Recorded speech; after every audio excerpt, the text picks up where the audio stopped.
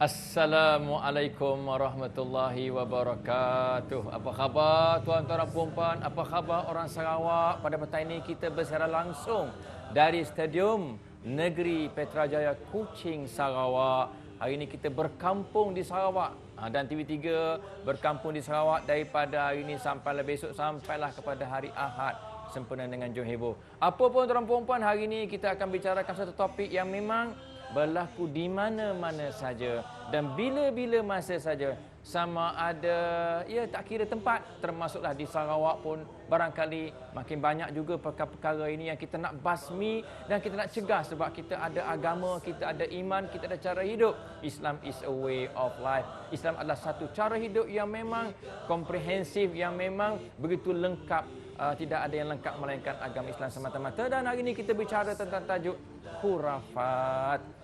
Apa itu khurafat? Bukan saya yang akan membicarakannya, yang selayaknya kita sudah ada panelis-panelis kita yang akan bicarakan tentang tajuk khurafat. Biasa kita dengar, jangan buat kerja ni khurafat. Jangan buat kerja tu khurafat.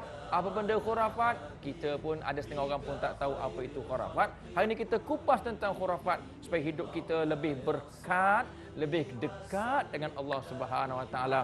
Jadi tuan-tuan dan puan-puan yang dirahmati Allah Subhanahu Wa Taala, sebenarnya kita ada tetamu di sini, pengunjung-pengunjung yang datang menjadi penonton secara langsung Al-Kuliah di booth Kota Ilmu di Stadium Negeri Petrajaya Kuching, Sarawak, iaitu terdiri pada kaki tangan dan juga mahasiswa-mahasiswi UiTM Sarawak. Mereka datang untuk semata-mata menjayakan program Al-Kuliah pada petang ini. Terima kasih kepada anda semua. Dan juga untuk makluman anda, kalau anda ada soalan yang berkaitan dengan khurafat, sama ada berlaku di diri anda yang sudah, ataupun yang berlaku di tempat anda, ataupun cadangan-cadangannya, bolehlah anda hantarkan SMS kepada kami ataupun emailkan kepada kami. Kami akan baca soalan anda yang menepati tajuk khurafat pada petang ini.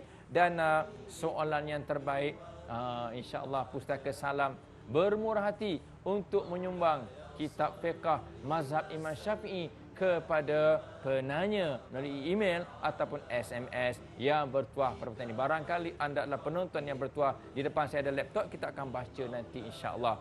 Dan begitu juga kepada anda semua, kita ucapkan terima kasih kepada penaja hadiah penonton yang berkunjung di booth Kota Ilmu, iaitu yang pertama ialah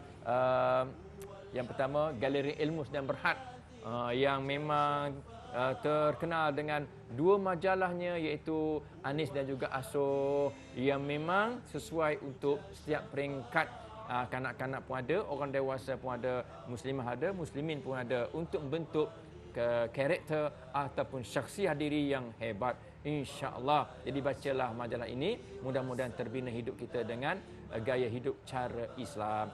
Terima kasih Galeri Ilmu Sendirian Berhad. Dan juga penaja hadiah penonton pada petang ini ialah daripada Tok Guru yang terkenal dengan jusnya. Jadi tuan dan puan-puan, sama ada di mana-mana sajalah, di Sarawak ke, di mana-mana negeri ke, memang adalah dia punya stokis atau pengedarnya boleh dapatkan jus Tok Guru ataupun apa-apa produk Tok Guru yang memang yang terbaiknya lah ada package minda untuk anak-anak yang akan ambil SPM dan peperiksaan yang lain. Terima kasih kepada jus Tok Guru ataupun Tok Guru yang sudi menaja hadiah penonton yang akan bertanyakan soalan pada petang ini.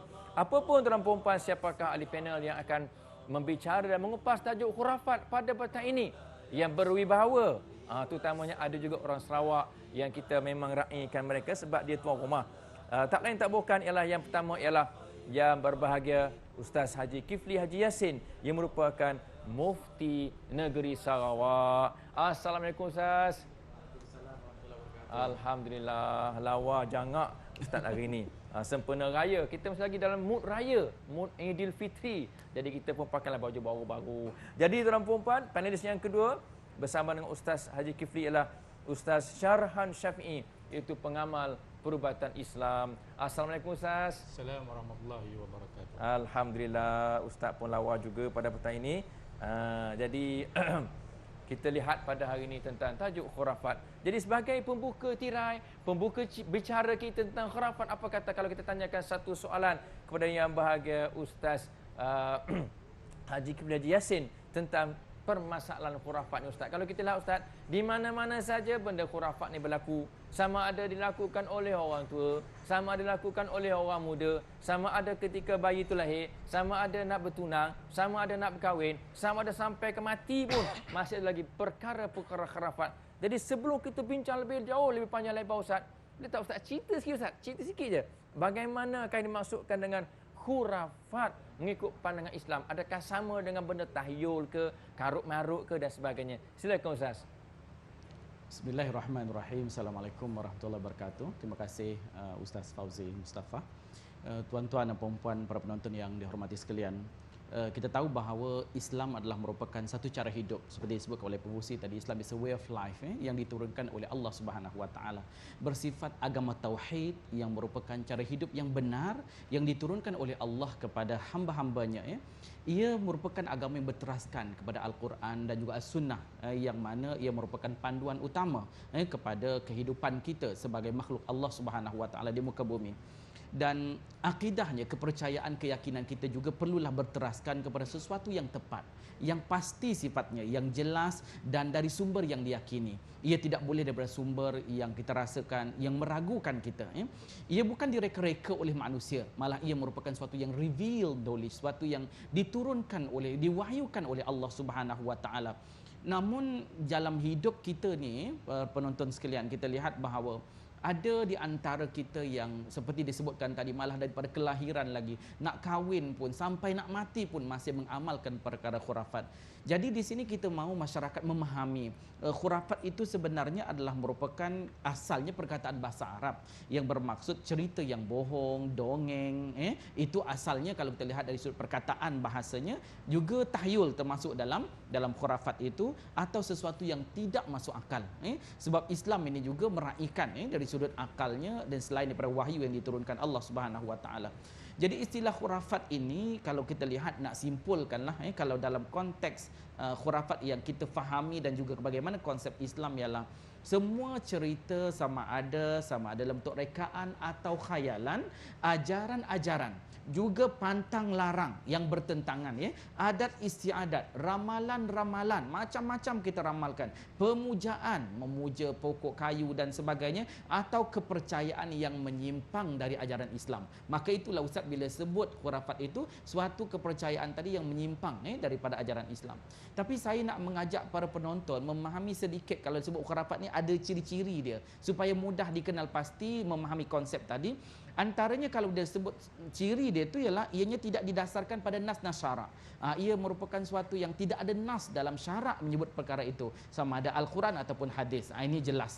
Yang kedua, ia merupakan cerita-cerita rekaan, macam-macam yang digambarkan, dongeng, khayalannya atau kepercayaan-kepercayaan karut. Mulalah kita berpegang pada sesuatu yang tidak ada asalnya, menyebabkan kita kecundang dalam perjalanan hidup beragama ini. Ia juga selalunya berdasarkan kepada kepercayaan-kepercayaan lama. Bukan semua kepercayaan lama itu salah, tapi yang kita nak sebut ini ialah kepercayaan lama yang bercanggah dengan Islam. Bila datang Islam, sepatutnya bila Al-Quran dah diturunkan oleh Allah Subhanahu Wa Taala, yang bercanggah itu kita kena tolak, kita kena tinggalkan, tak boleh ambil dah. Itu yang sepatutnya berlaku.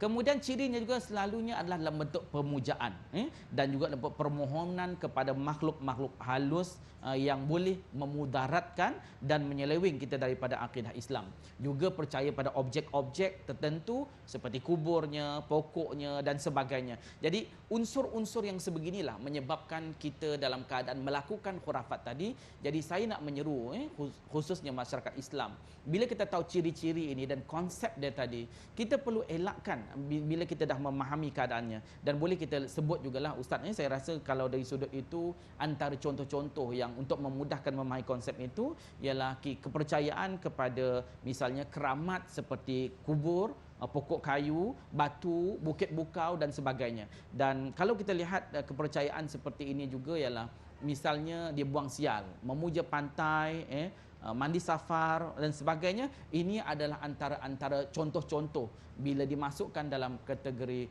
khurafat ini. Jadi bila kita dah faham itu, saya rasa yakinlah kita bahawa apa yang kita lakukan ada di antaranya kategorinya ialah merupakan khurafat. Terima kasih Sahibus Samaha Mufti Negeri Sarawak Ustaz Haji Kifli Haji Yassin. Ceritanya cerita khurafat. Yang kita tolak tuan-tuan dan puan ialah khurafat, amalan-amalan khurafat. Kita tak tolak perkara gaib. Tapi masalahnya Ustaz Syarhan, kalau kita cerita bab benda ni kadang-kadang ada orang benda gaib pun tak percaya Ustaz. Tak percaya. Kalau orang Sarawak dia kata aku sip percaya kata. Benda-benda gaib ni aku sip percaya. Ada orang semanding. Semanding. Ustaz tahu semanding? Semanding tu orang bunian. Orang halus, orang jin lah, jin. Ya, sip percaya dia. Jadi macam mana Ustaz menceritakan supaya mereka ini ada kaitan dengan makhluk halus, kaitan dengan alam gaib dan sebagainya. Silakan Ustaz. Bismillahirrahmanirrahim. Alhamdulillahil qail. Alif lam mim. Dzalikal kitabu la raiba fihi hudal lil muttaqin. الذين يؤمنون بالغيب ويقيمون الصلاة ومما رزقناهم ينفقون. صدق الله العظيم. Yang berbahagia Ustaz Fauzi, Mustafa, sahabat saya, Sahibus Samahah, Mufti bagi Kerajaan Negeri Sarawak. Berbalik kepada tajuk kita, perbincangan kita pada petang ini, iaitu khurafat. Sebagaimana Mufti yang berbahagia Sahibus Samahah telah jelaskan kepada kita takrif khurafat itu tadi. Jadi di sini kita perlu ingat bahawa ayat yang saya baca tadi adalah merupakan asas kepada orang yang beriman. Adapun asas orang-orang yang beriman itu allazina yu'minuna bil ghaib. Orang yang keimanan dia mantap, dia beriman kepada perkara-perkara gaib. Apa itu perkara gaib? Antaranya syurga neraka, dosa pahala, malaikat, alam barzakh, titian sirat. Dan kita fokus kepada alam gaib juga ialah jin dan iblis yang menjadi tajuk perbincangan kita pada petang ini. Tuan-tuan dan puan-puan sidang penonton sekalian, ulama membahaskan allazina yu'minuna bil ghaib, kepada malaikat kita wajib beriman dengan malaikat sebab dia juga makhluk Allah. Al-Quran ada menyebut la ya'suna ma amarahum wa yaf'aluna ma yu'marun. Malaikat adalah satu makhluk yang patuh taat kepada Allah Subhanahu wa taala. Kita kena beriman dengan kewujudan malaikat.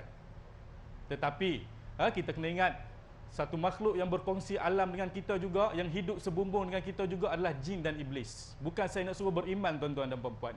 Cukup sekadar kita orang Islam, kita orang mukmin ini, kita hanya mempercayai sahaja benda ini wujud di sekeliling kita. Tapi kalau kita menolak mentah-mentah, ianya boleh menjejaskan akidah kita sebab ianya disebut di dalam Al-Quranul Karim.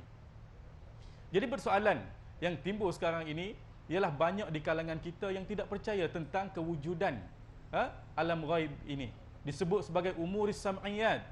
Benda-benda yang kita dengar disebut dalam Quran, disebut dalam hadis, tetapi tak ada seorang pun yang pernah tengok.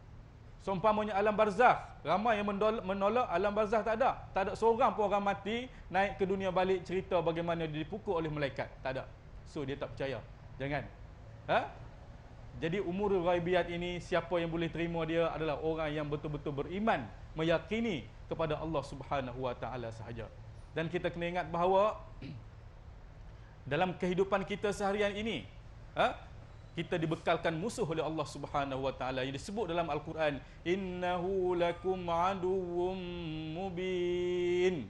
Siapa musuh kita yang paling nyata? Iaitulah jin dan iblis yang sentiasa nak porak-porandakan kita, yang sentiasa nak menyakiti kita. Jadi kita kena ingat bahawa kita orang Islam, saya ingin tegaskan di sini, wajib mempercayai alam ghaib, umuris sam'iyat ini, umuril ghaibiyat ini. Kalau tak percaya, boleh menjejaskan akidah kita. Jadi kita kembali ke pangkal jalan, kita kena ingat bahawa mempercayai alam ghaib adalah asas kepada agama kita, Islam yang maha suci. Okey, terima kasih yang bahagia Ustaz Syarhan Syafi'i. Apapun Ustaz dah menulis satu buku ya, 70 amalan benteng daripada gangguan makhluk halus bagi mereka yang memang terkena. Jadi anda bolehlah dapatkan buku ini. Nanti saya sebutkan nombor talian telefonnya untuk anda dapatkan buku ini. InsyaAllah kita berehat seketika dan kita jumpa lagi selepas ini insyaAllah. Maulaya salli wa sallim daiman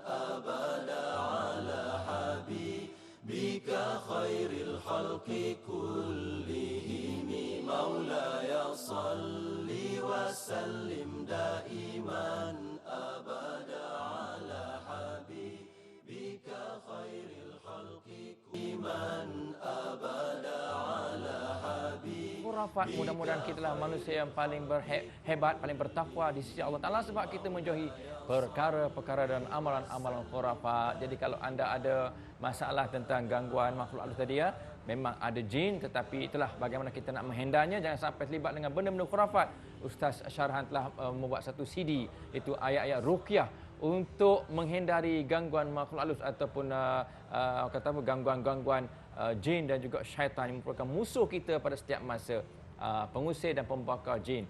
Okey, tuan-tuan puan-puan, apa pun kalau cuba kita lihat kita pada blok yang kedua ini kita nak buka peluang kepada penonton-penonton yang hadir pada petang ini untuk tanyakan soalan sebab kita ada ramai ni, abang-abang pun ada, dayang-dayang pun ada, dayung tak ada. Kita minta siapa ni? Khajiriah binti Ismail, silakan kalau ada soalan silakan. Orang Sarawak. Assalamualaikum. Mohon izin untuk bertanya dengan Ustaz Haji Kipli. Ustaz, tentang awal program tadi Ustaz ada nyebut pasal adat mandi sial, adat mandi buang sial, pasal adat mandi safa. Selain ni ada juga orang maulah macam nilit nasib untuk meramal masa depan. Dia minta Ustaz komen lebih lanjut lagi tentang, boleh? Okey, terima kasih. Waalaikumsalam. Khajiriah, dia dekat-dekat speaking Sarawak tadi kan. Jadi kita minta lah orang speaking Sarawak juga untuk menjawab soalan tadi tentang mandi safar, tilik nasib dan sebagainya. Silakan Sahibu Samah Mufti Negeri Sarawak.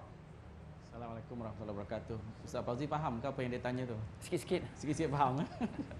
Okey, tuan-tuan dan puan-puan yang kita muliakan, yang disebut oleh tadi ialah tentang bagaimana mandi sial dan sebagainya. Ada yang menghantar nasi. Dalam masyarakat kita memang ada kepercayaan ya.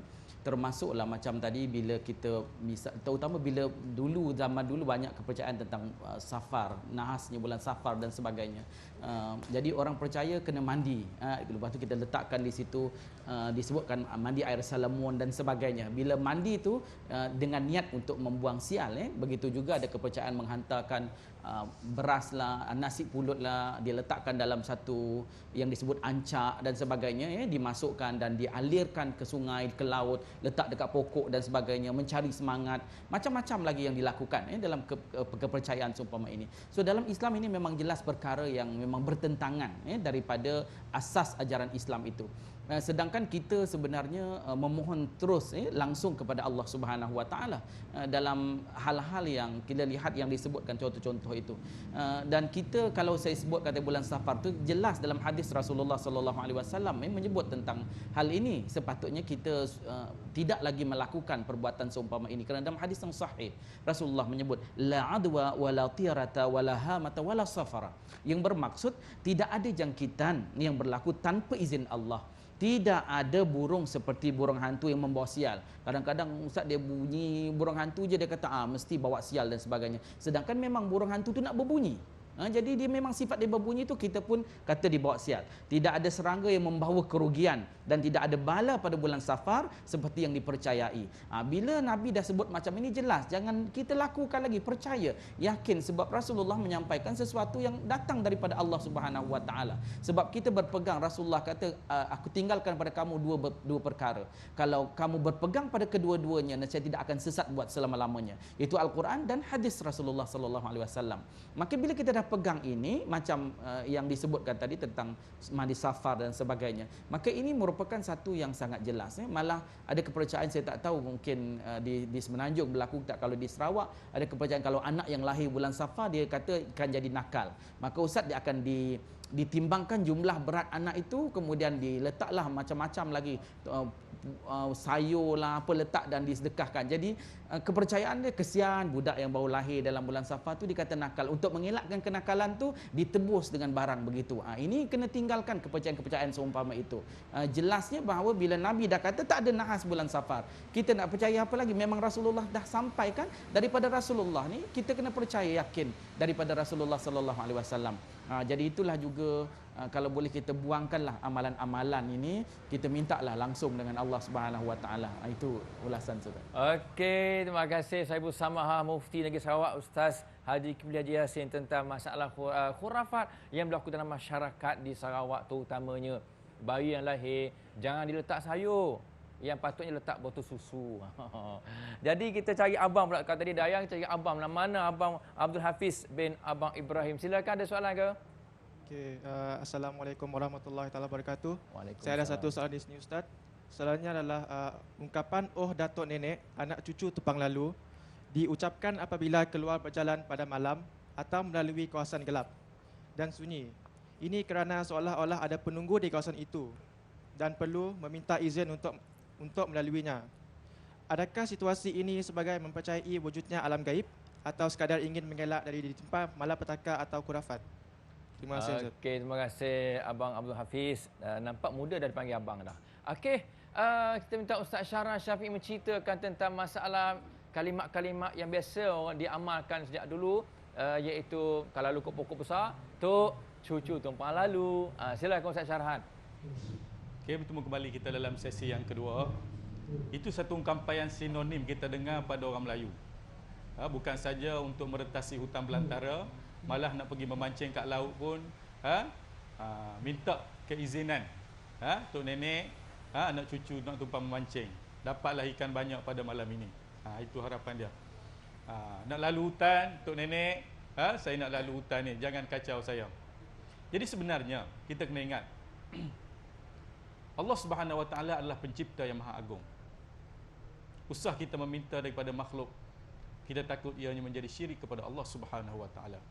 Kita kena ingat tuan-tuan dan puan-puan, sebagaimana Luqmanul Hakim berpesan kepada anaknya satu pesanan yang penting. Ya bunayya, la tusyrik billah, inna syirka la zulmun azim. Itu yang pertama. Yang kedua, kalau tuan-tuan sidang penonton sekalian ada pen dan kertas di rumah, ambillah satu ayat yang begitu ringkas, yang mana Allah Subhanahu Wa Taala mengajar kita satu kalimah. Bagaimana kita nak membentengi diri kita. Kita tak payah minta keizinan datuk nenek, kita tak payah minta keizinan sesiapa, kita minta terus dengan Allah Subhanahu Wa Taala. Takut ianya menjadi khurafat.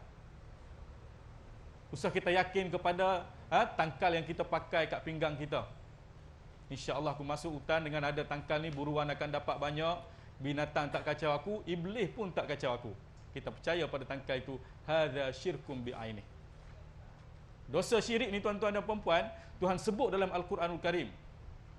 Innallaha la yaghfiru an yushraka bihi wa yaghfiru ma duna dzalik liman yasha. Sesungguhnya Allah Subhanahu Wa Taala tidak akan mengampunkan dosa syirik. Dan Allah Subhanahu Wa Taala akan mengampunkan dosa siapa saja yang dia mahu. Jadi kesimpulannya, satu ayat yang saya nak bagi ini tuan-tuan dan puan-puan, ayat yang sentiasa kita baca. Tuan-tuan tak payah tulis, tuan-tuan ingat, untuk melindungi diri daripada gangguan jin dan iblis, baik di hutan belantara, baik di lautan, baik dalam gua, baik di mana saja, kita amalkan satu kalimah, a'udzubillahi minasyaitonirrajim, yang bermaksud, ya Allah ya Tuhanku, aku minta berlindung kepadamu dengan makhluk yang aku tak nampak, iaitu jin dan iblis tadi. InsyaAllah dengan mengamalkan ayat yang sebegitu ringkas, dengan mengamalkan ungkapan yang sebegitu agung, InsyaAllah kita tidak bisa diganggu gugat oleh iblis di mana saja kita berada. So kita tak payah minta bantuan datuk nenek, kita tak payah minta bantuan anak cucu mana sekalipun. Yang kita kena minta bantuan dengan pencipta datuk nenek dan anak cucu itu ialah Allah Rabbul Jalil. Okey, terima kasih Ustaz Syarhan tentang masalah tok cucu tumpang lalu tadi ya. Kadang-kadang kita ni nak mengelakkan gangguan supaya perjalanan kita selesa. Kita lupa yang kita kadang-kadang sampai peringkat melakukan perkara-perkara syirik. Sebab itu Ustaz Syarhan ada menulis satu buku yang lain, iaitu kaedah-kaedah untuk mengelakkan gangguan jin makhluk halus. Bolehlah baca buku ini, cari pengadah-pengadah Darun Nu'man. Ada buku ni dan adalah cara-cara nak mengelakkan gangguan makhluk. Taklah kita cakap-cakap tunduk-tunduk ke pokok lagi dah. Kita baca buku ni, kita beramal dengan isi kandungannya. Okey, kita teruskan dengan soalan yang ketiga. Silakan Muhammad Syamil, ada soalan ke? Assalamualaikum warahmatullahi taala wabarakatuh. Waalaikumsalam. Saya ada satu soalan untuk diajukan kepada Ustaz. Tangkal atau azimat juga merupakan salah satu perkara khurafat yang masih diamalkan oleh segelintir individu. Tangkal ini seolah-olah mempunyai kuasa gaib yang memberi kesan yang berbeza-beza mengikut keperluan si pemakai, seperti pendinding, pelindung dari penyakit, makhluk halus dan sebagainya. Bolehkah Ustaz jelaskan apakah sebenarnya yang dikatakan kuasa gaib tersebut? Itu saja soalan saya. Okey, terima kasih Muhammad Syamil yang soalannya lebih berkaitan dengan tangkal azimat, sama ada pakai kat lengan ke, pakai kat leher ke, pakai kat pinggang ke, pakai kat kaki ke. Itu sebagai tangkal nak kuat ke, pendinding diri macam-macam lah. Dia punya tujuan dan objektifnya. Jadi kita nak minta yang bahagia Saibul Samaha, Mufti Negeri Sarawak, menceritakan apakah sebenarnya dikatakan kuasa gaib. Ada kat tangkal kuasa gaib tu, sebab dia percaya Ustaz. Sebab jadi benda tu. Pakai tangkal tu, kebal pula contohnya. Jadi apakah ada sebab kuasa gaib ataupun kebetulan saja Ustaz? Silakan. Terima kasih pengerusi. Tadi sahabat panel Ustaz Syarhan telah nyebut tentang beriman kepada yang gaib itu. Memang Allah SWT menciptakan iaitu alam gaib dan sebagainya.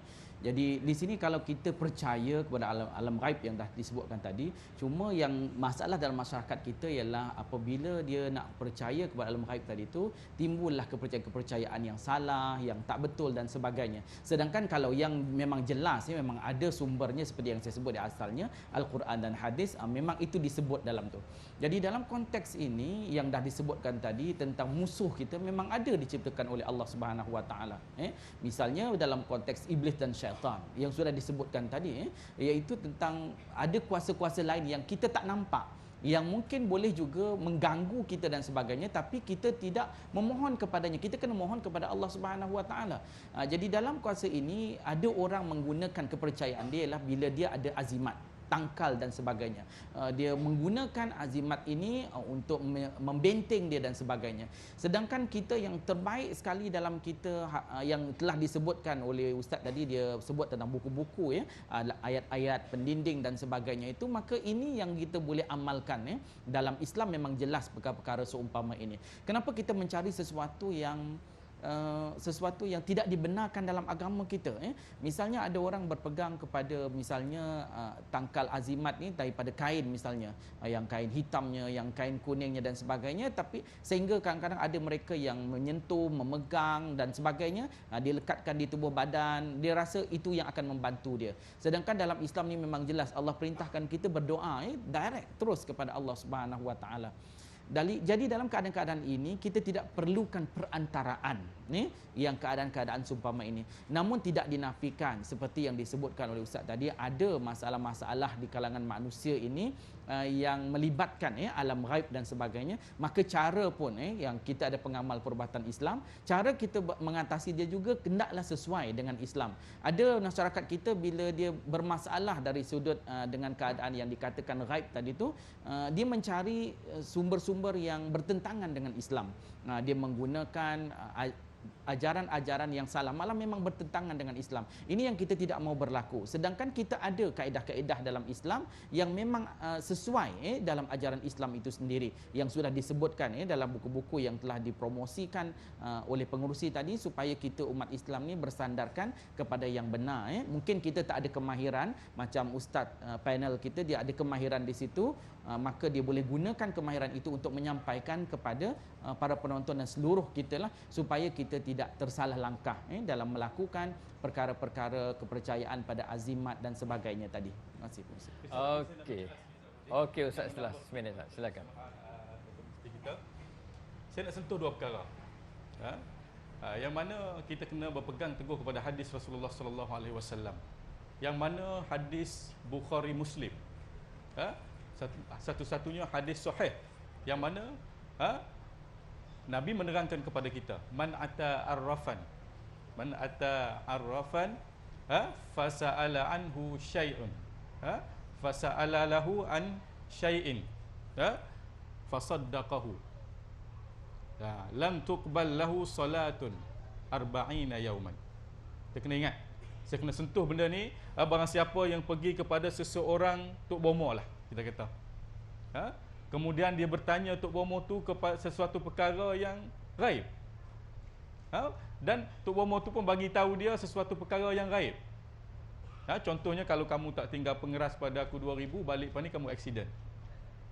Kalau kamu tak bagi anak perempuan kamu pada aku lepas ni, balik anak perempuan kamu bunian akan ambil. Sebagai contoh. Fasaddaqahu, dan dia pun membenarkan apa yang Tok Bomo tu kata. Maka ingat tuan-tuan dan puan-puan, Tuhan tolak sembahyang kita selama 40 hari. Tuhan tolak sembahyang kita duduk sembahyang sujud tungging tanggak kan? Tuhan tolak sembahyang kita.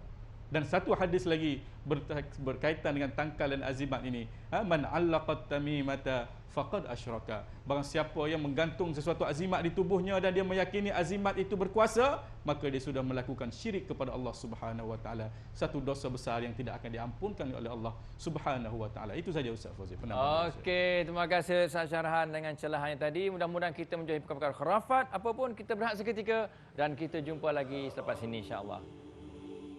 مولاي صل وسلم دائما أبدا على حبيبك خير الخلق كلهم مولاي صل وسلم دائما أبدا على حبيبك خير. Okey, terima kasih. Kita sambung lagi Al-Kuliah pada petang ini. Bagi mereka yang baru buka TV3, tajuk kita khurafat. Di mana-mana saja ada khurafat. Jadi saya nak bacalah soalan-soalan email anda yang telah anda hantar kepada saya dan juga SMS. Banyak kaitan dengan khurafat sebenarnya. Ada satu soalan. Saya baca soalan yang paling senang di dunia. Soalan yang paling mudah di dunia. Iaitu tanya syariah, namanya syariah. Dia tanya nombor telefon Ustaz Syarhan. Soalan yang paling mudah aja. Saya jawablah. Tak payah lain jawab. Nombornya lah 017 395 2515. Cantik ya?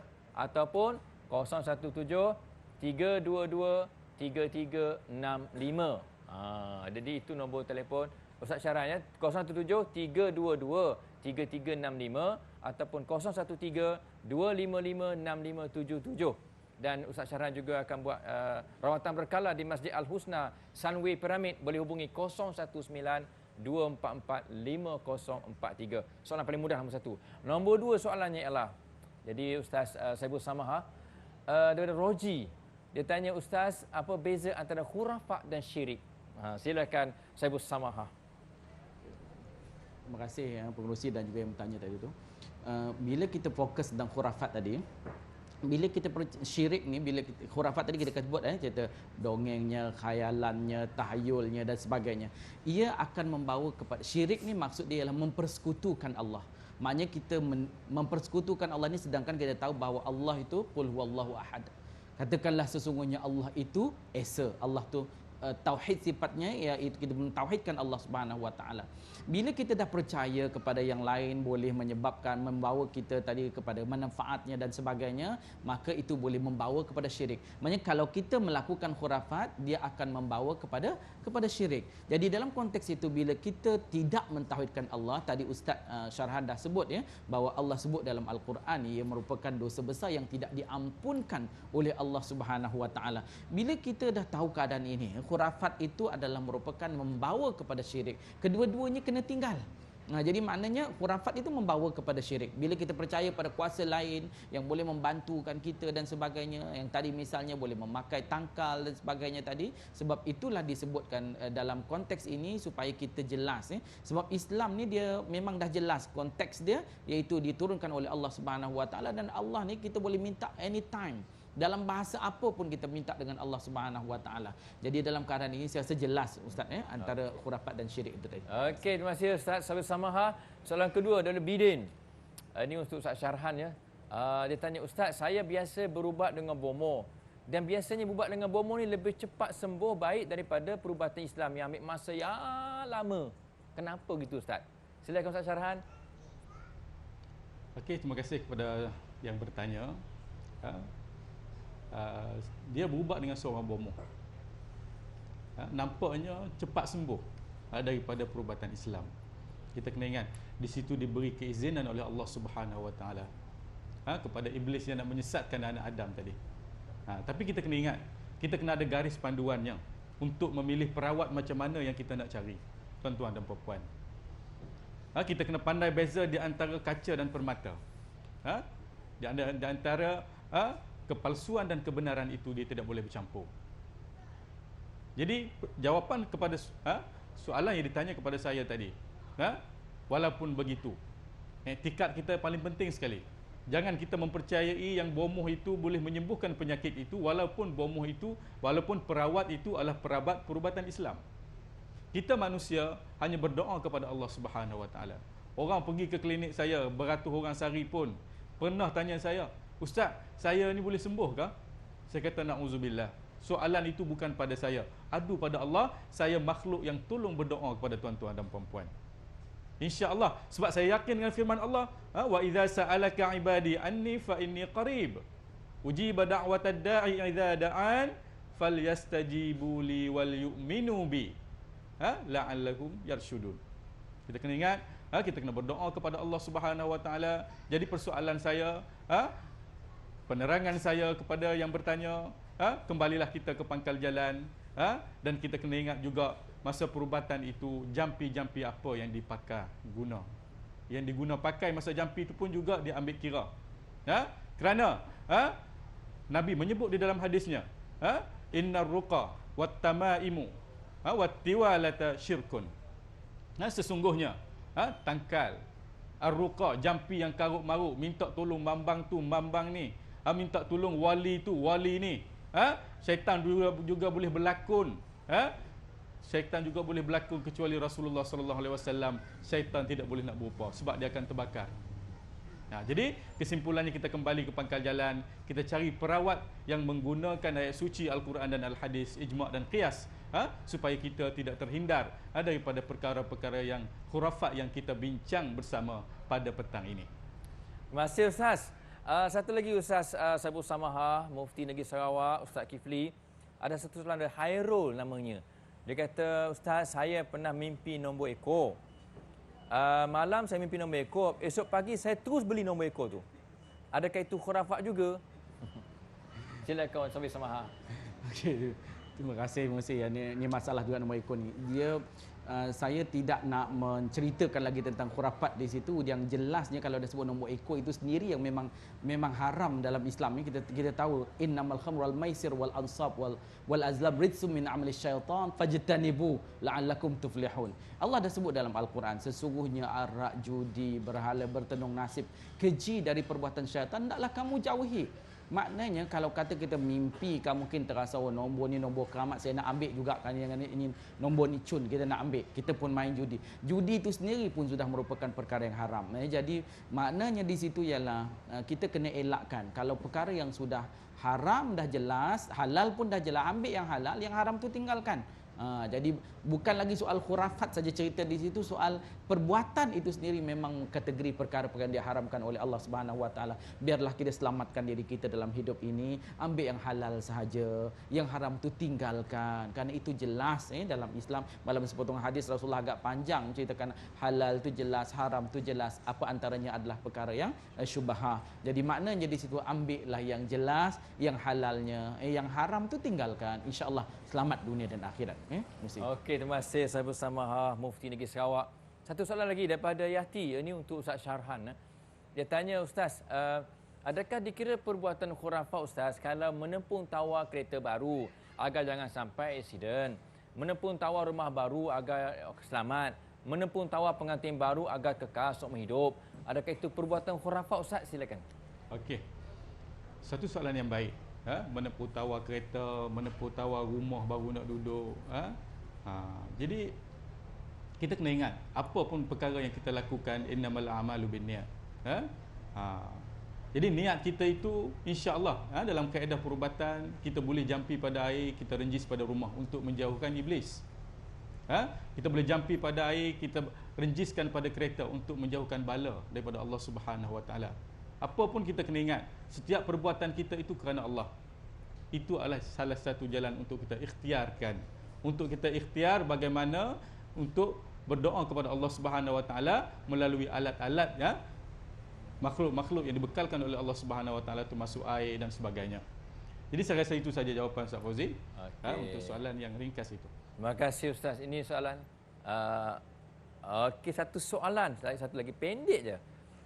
Ustaz Sabu Samaha, Mufti Sarawak. Boleh tak cerita tak Ustaz satu dua amalan perbuatan khurafat di tanah kubur. Ni suka ziarah kubur ni bagus dia. Silakan Ustaz. Okey, terima kasih pengerusi ya. Bila kita sebut tadi hal khurafat ni daripada kelahiran, pada kahwin, pada kelahiran sampai mati pun ada kan.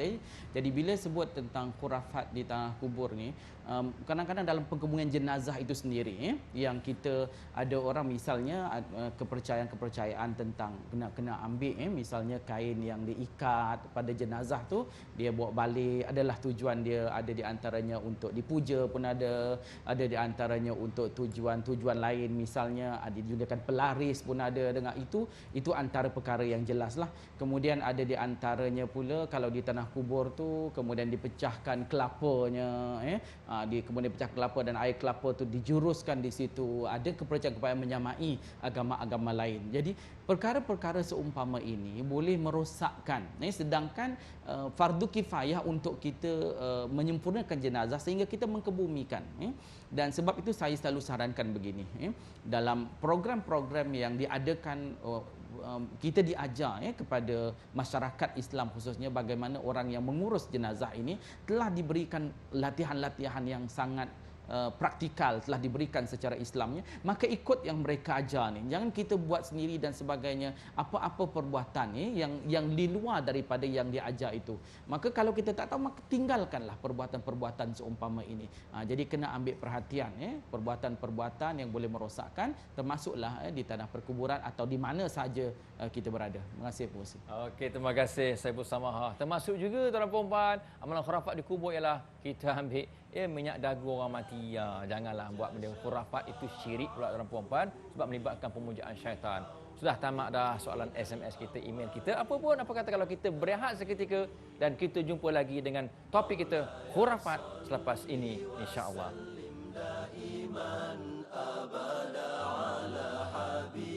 بك خير الخلق كلهم مولاي صل وسلم دائما أبدا على حبيبك خير الخلق كلهم مولاي صل وسلم دائما أبدا. Alhamdulillah, kita dah berada sampai ke blok yang terakhir daripada petang ini dalam Al-Kuliah dengan tajuk khurafat. Dah banyak kita bincang, dari awal kita cakap tadi sampai ke penghujung ni banyak benda dah. Benda tu khurafat, benda ni khurafat, tapi banyak yang tak khurafat sebenarnya. Khurafat tu sikit je. Yang tu kita tinggalkan sebab takut syirik ataupun jadi benda haram dalam hidup kita. Apapun dah sampai ke penghujung rancangan, kita mintalah kedua-dua ahli panel kita mengupas rumusan dan kesimpulannya untuk nasihat kepada anda semua, nasihat kepada saya, bagaimanakah benda ini patut kita jauhi dalam hidup kita. Silakan Saiful Samaha untuk kesimpulan, silakan. Bismillahirrahmanirrahim. Pengerusi, sahabat panel dan tuan-tuan dan puan-puan para penonton sekalian, apa yang penting kita dah bicarakan konsep khurafat, dah ciri-ciri kita dah sebutkan dan sebagainya. Yang saya nak nasihatkan di akhir ini ialah yang pertama saya nak sebut begini, kembalilah kepada Islam yang suci, itu yang benar, yang sudah jelas dalam Al-Quran dan Hadis, ditentukan dalam ijma', qiyas dan sebagainya itu. Ambillah yang jelas ini. Kenapa cari yang meragukan, yang kabur, yang khurafat dan sebagainya. Yang kedua ialah dalamilah ilmu Islam itu.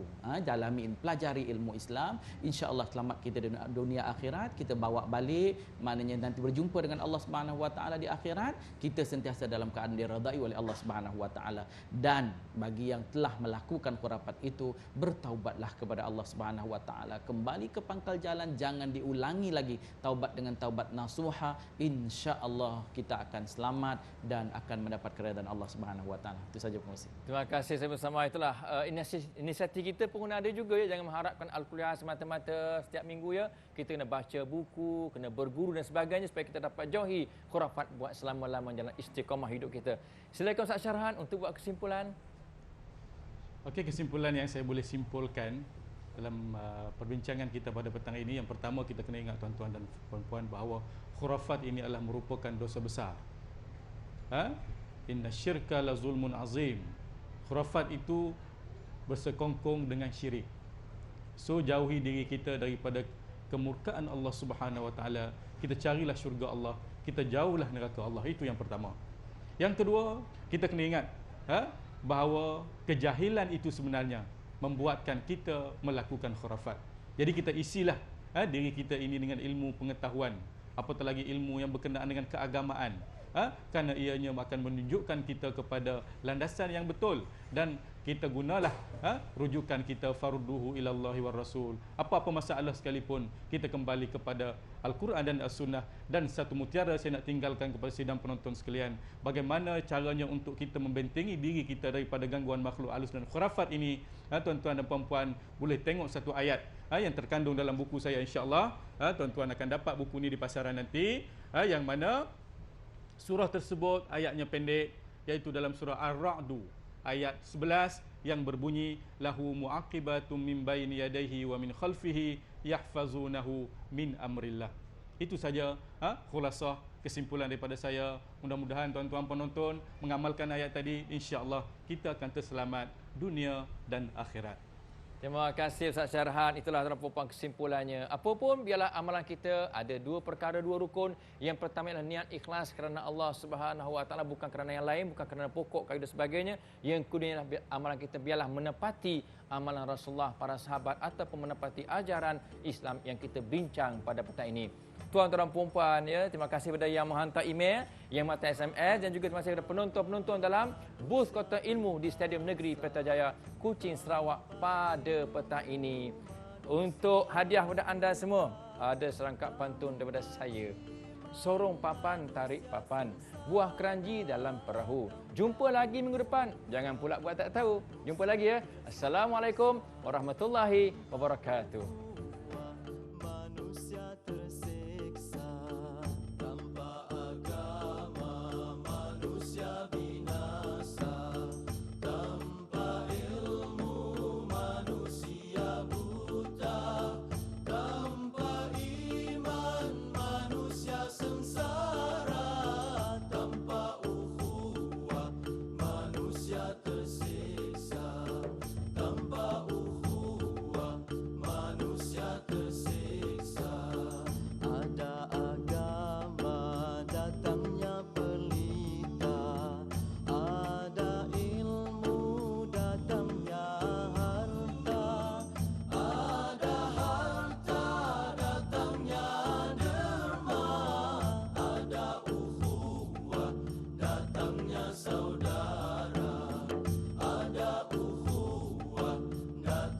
Saudara